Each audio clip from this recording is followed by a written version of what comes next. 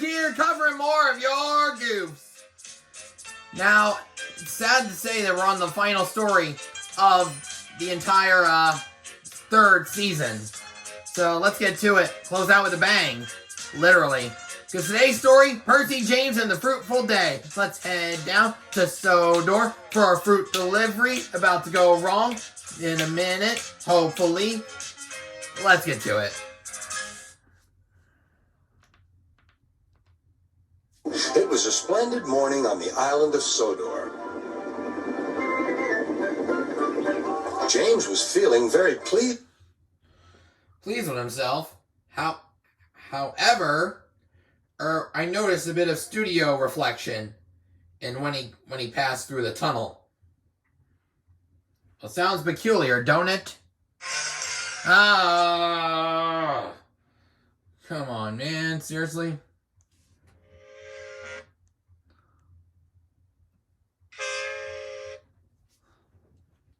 with himself. His red paint gleamed. Aimed it in the sunshine, but don't anyone notice that there's a red lamp at the end of the bridge, but there's sticky tack on it. In the sunshine as he sped along the line. He reached the...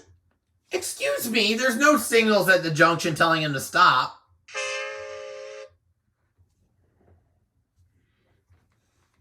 Junction just as Percy puffed in with some freight cars. James was surprised to see him. What? And I'm surprised his tender's not assembled properly.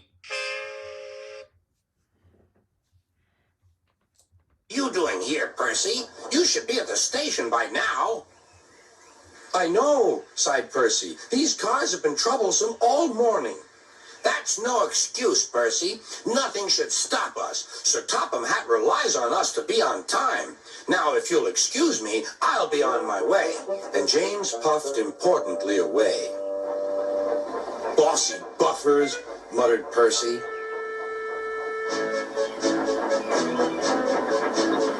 James arrived at the harbor. It was market Wait, he's carrying 3 freight cars. day.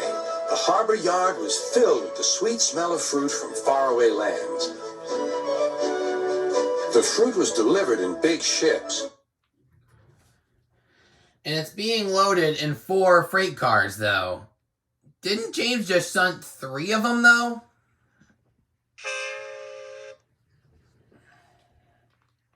James watched as strawberries, oranges, melons, and bananas were carefully loaded onto his cars. Then he set off for the station on the main line. Where did that van come from? Also, why isn't there a brake van in the end?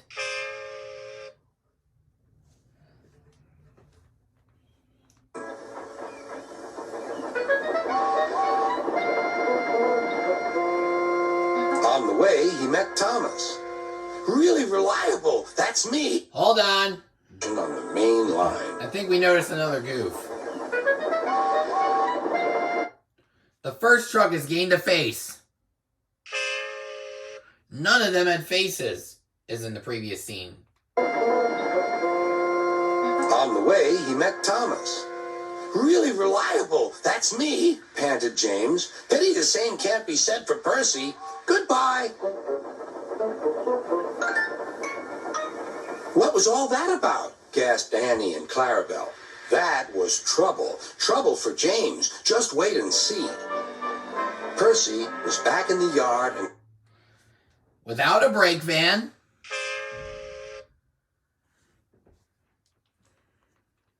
busy shunting. He had the cars in good order and was making up for... And yet Duck could have one. I mean, this is brake van gate right there. lost time. But the station master had bad news. What's happened? Asked. What's happened is that this is archive footage from a different episode, and apparently it became night out all of a sudden without us knowing.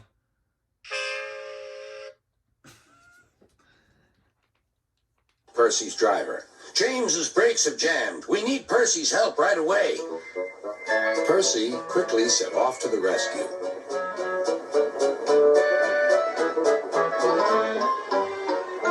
James was stuck on the line and looking glum. Percy couldn't help laughing. Got Oh, and Percy's cab roof was raised.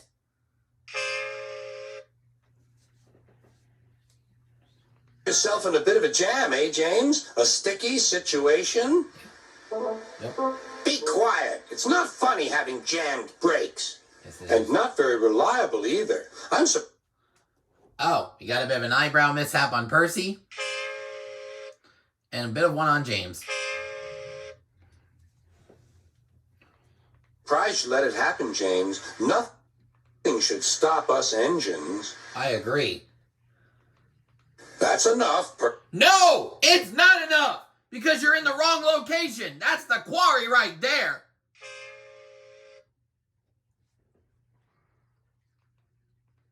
Percy, said the driver. Can you push these cars? Oh yeah, we do see a face on the first truck. Of course I can. There's no time to lose. James has done too much of that already.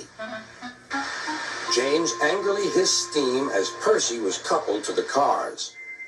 Off we go, said Percy.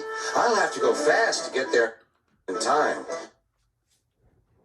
James's eyes are basically wonky. And the pulling truck on James, that's the front two little wheels, has been derailed.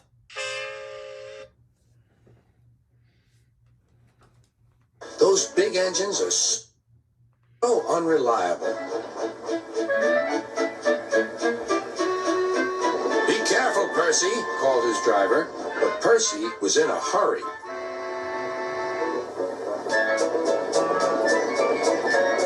He didn't see that the switch had failed. But why isn't a signalman flagging him down? Also, this is a bit of a crash situation up here. Because if you could see, there were rocks on the other siding, so Percy was going to crash either way. Also, we can see the end of the set.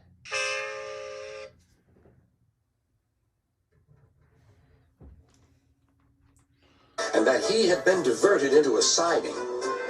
Look out, Percy, shouted his driver, and applied the brakes. But it was too late. Oh, wait a minute, the faceplate's crooked. And fun fact, it actually falls off when Percy has an accident. Right about now! The driver and fireman had jumped clear, but squashed fruit squirted all over Percy.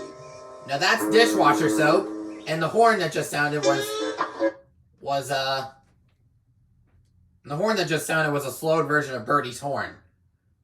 Oh, BT Dubs, the smokestack. Oh, there's another goof. The smokestack is white, but it's supposed to be black.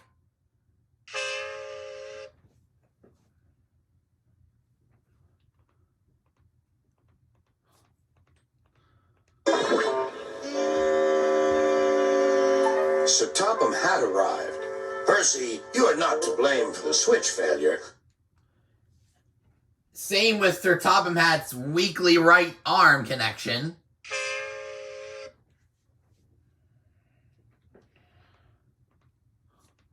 But I do not run a jam factory. I wish he did. Yes, sir. No, sir. And Percy squelched sadly away. I wish he ran a jam factory, That actually. night, the shed was silent. And there were 11 engine spots when there's supposed to be 6. And some sticky tacks were used for the racks. Also, there's black glue on James's funnel. James and Percy felt very sorry for themselves. At last, Thomas spoke. You know, he said to no engine in particular, there's more than one way to get jammed. We all learned that today. Still, there was silence. What's more, we also learned that sometimes when engines help each other out of a jam, things can still go wrong. So, said a voice, so that means we learned a lot today, and therefore... Then came a chorus. We're really useful engines after all. But Percy ain't. He's got wonkier eyes than anyone would have thought. And that's the end of the story. If I missed any goofs, leave a comment down below. Don't forget to like this video if you've enjoyed it. Do not forget to subscribe if you haven't done so already, and turn on all post notifications so you won't miss a single upload. This is Eric Zubik signing off for now. Series 3 in the books. Catch you guys next week where we introduce the narrow gauge. All aboard!